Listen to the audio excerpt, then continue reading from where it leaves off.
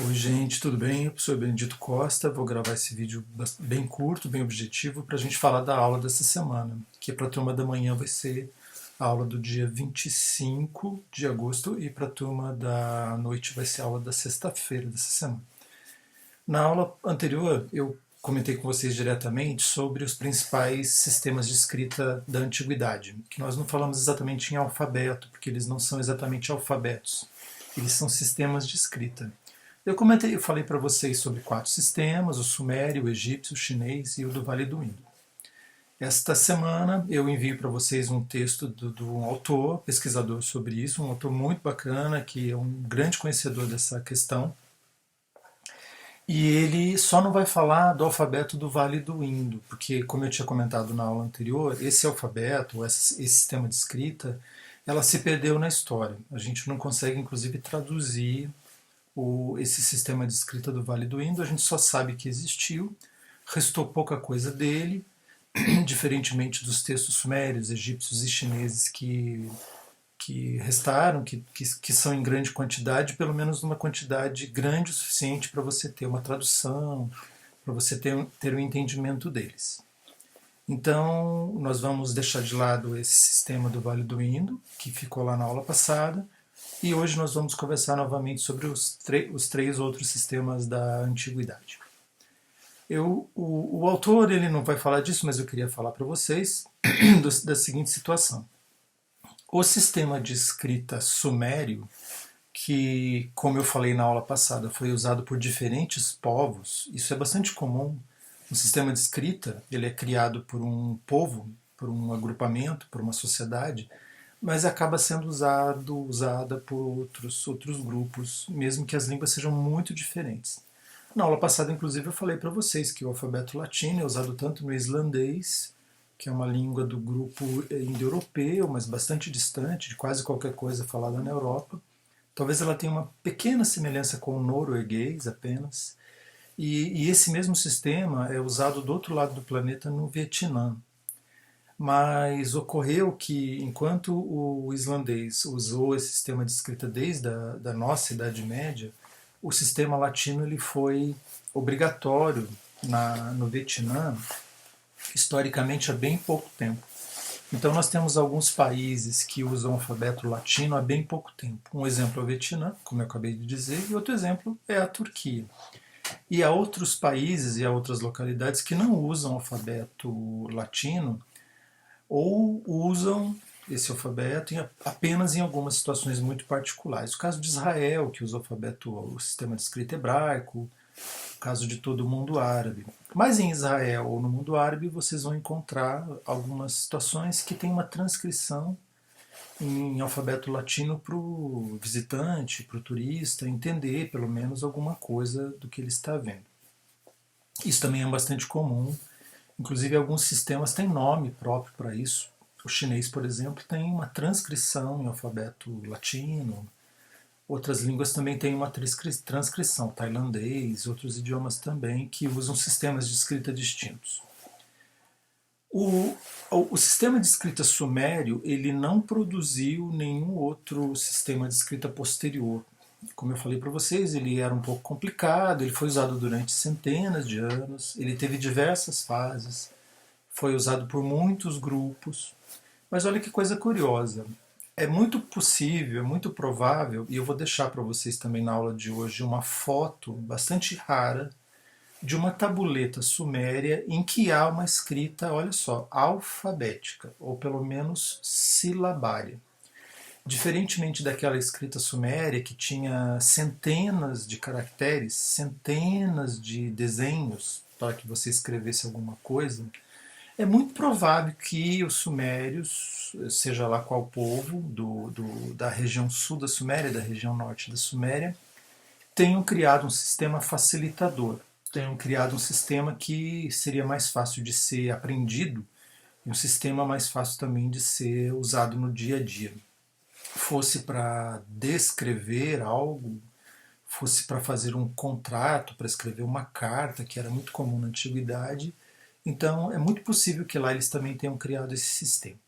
Agora, o sistema sumério, que é aquele sistema chamado cuneiforme, das cunhas, vocês vão ver no texto do Jean Georges, ele não criou, ele não restou nas sociedades modernas um sistema atual, usado até hoje.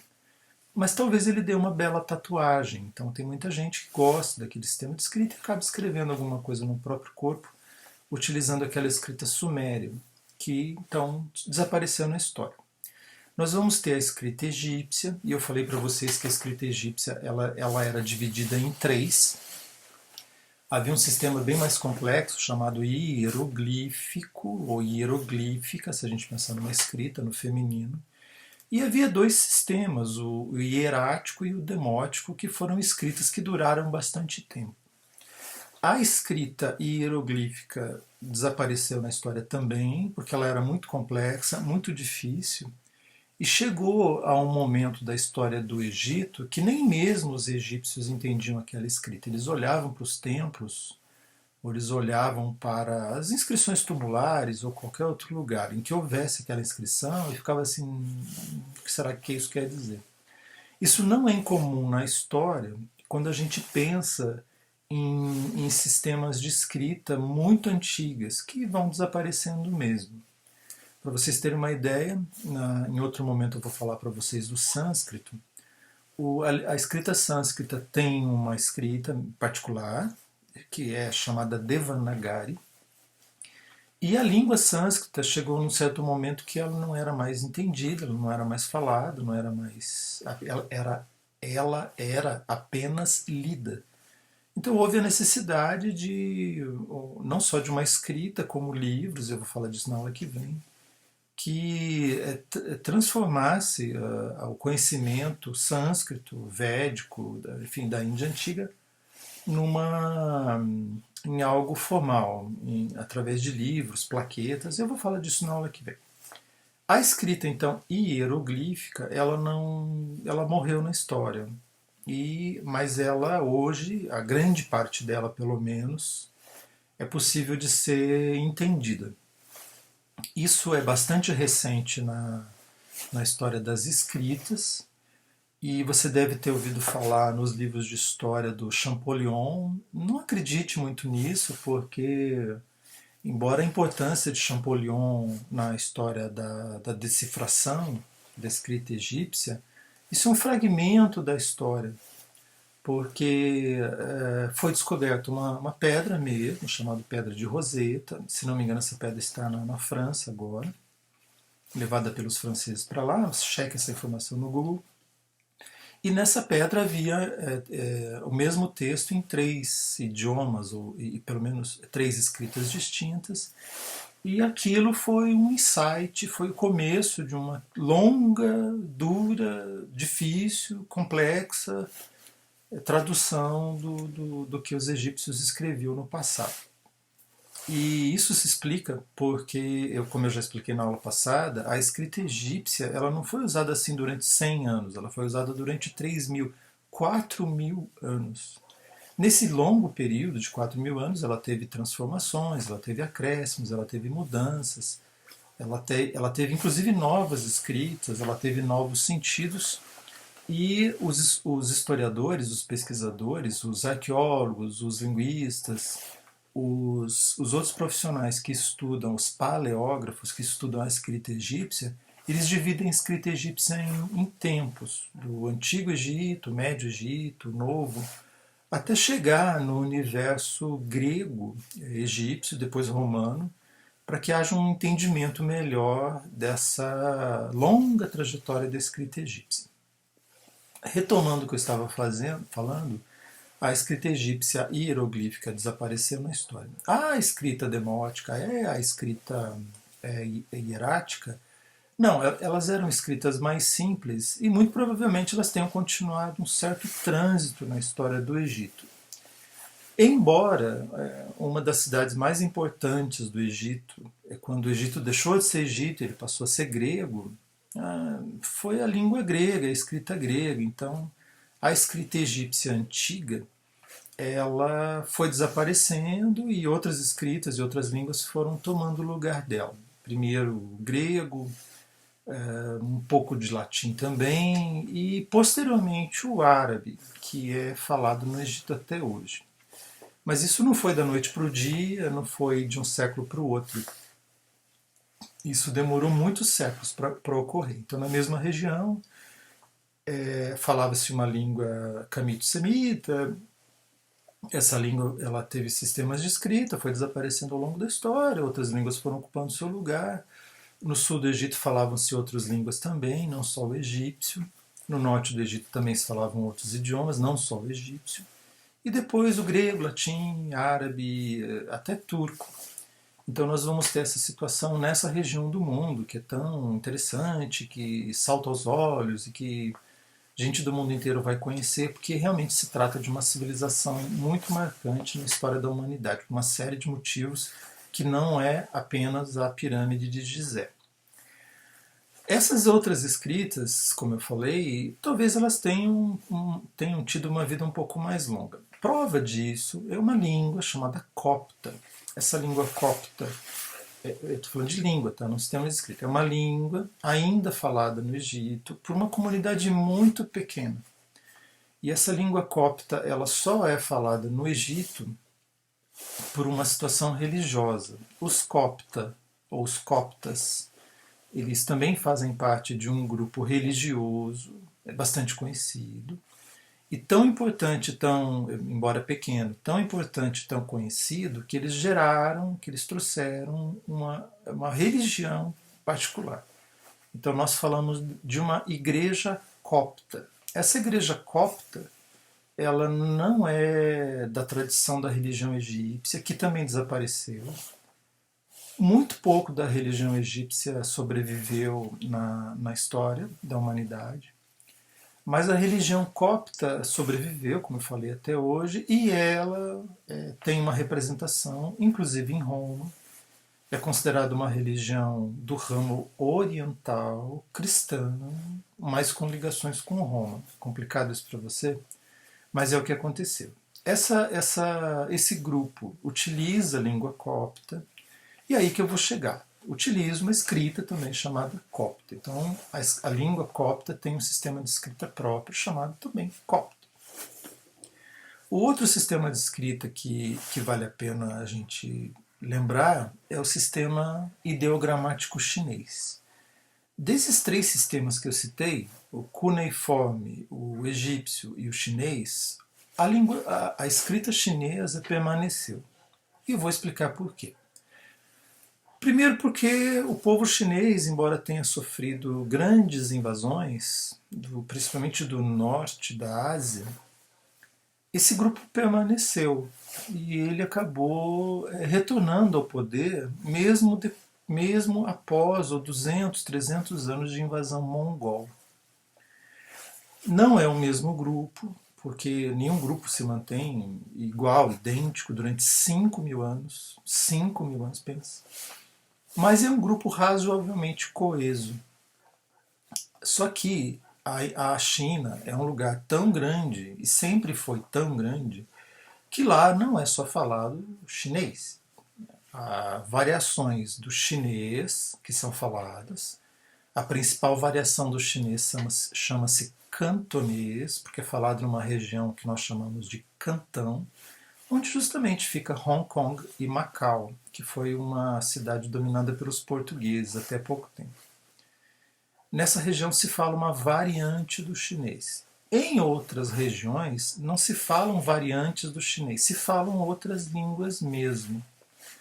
Nós temos nessa vasta região da Ásia, nesse vasto mundo complexo que é a China, a Mongólia, etc., um grupo de línguas que é chamado sino-tibetano.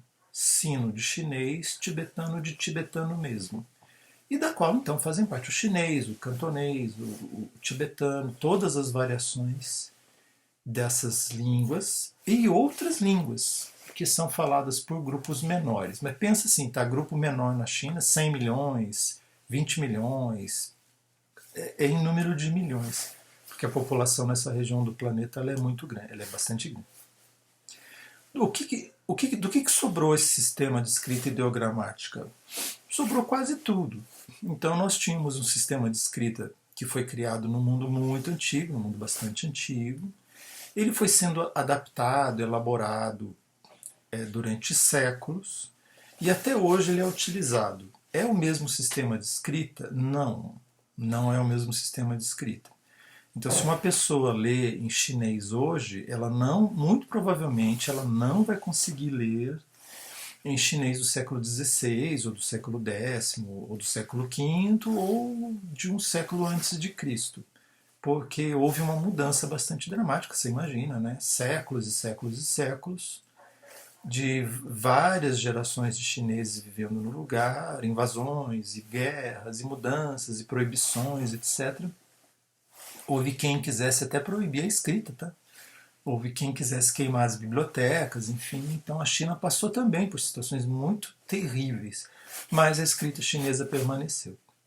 A escrita chinesa, ela é tão importante na história da humanidade. Hoje se pensa assim. Durante muito tempo se pensou que era uma escrita tão difícil que teria feito. Olha só que loucura, tá? Eu estou citando aqui um estudioso inglês bastante conhecido, inclusive.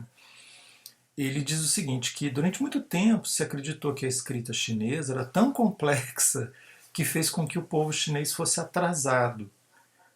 Olha que loucura. E hoje a gente pensa o contrário, que pelo fato de eles terem uma escrita tão elaborada, de uma escrita tão suntuosa, de uma escrita tão importante, os chineses conseguiram fazer tudo o que eles fizeram ao longo de séculos. Eles foram exímios engenheiros, como eu falei, foram grandes navegadores, foram construtores de estruturas imensas, gigantescas, foram conhecedores de medicina, astronomia, foram conhecedores de física, enfim, de uma série de saberes da humanidade que não chegaram até a gente, sendo que alguns estão chegando somente agora, imagine, em pleno século XXI.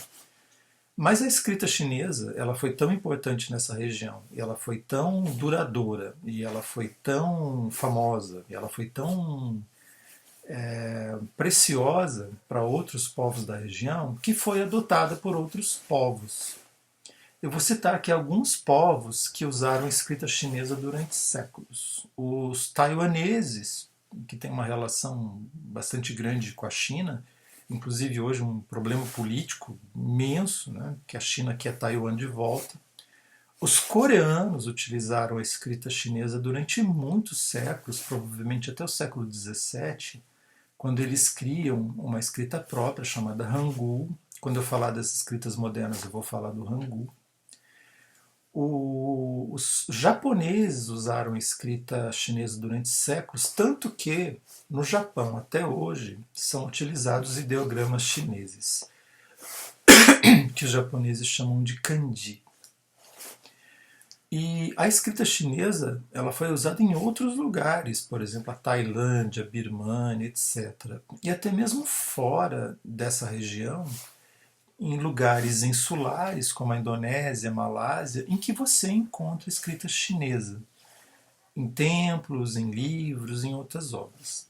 Então, quando os portugueses, os espanhóis, os holandeses, os franceses chegaram até o Extremo Oriente, principalmente os portugueses e os holandeses, não era incomum que um escriba que fosse contratado para escrever cartas para o rei, os reis portugueses, ele dominasse português, espanhol, holandês, alguma língua indiana e chinês.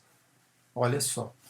Então, hoje você encontra documentos em Portugal ou lá na Indonésia, o mesmo documento traduzido para o chinês, para uma língua indiana, para português, às vezes para o latim, porque havia essa necessidade da tradução de uma língua para outra. E esse escriba, não foram poucos, mas foram homens de uma erudição enorme, né? Isso não era comum, que sabiam que dominavam não apenas os sistemas de escrita, como o suficiente dessas línguas para que eles pudessem traduzir esses documentos. Às vezes uma lista, mas às vezes uma carta bastante elaborada também. Eu tive a oportunidade, inclusive, de ver alguns documentos assim quando eu estive lá, e para provar, né, que isso existe, que foi um fato. Então, dos sistemas de escrita antigos, o que sobreviveu com mudanças foi o sistema chinês. O Japão deixou de usar o sistema chinês, criou um sistema próprio, né, que é o sistema japonês, o hiragana, katakana, e adaptou alguns kanjis.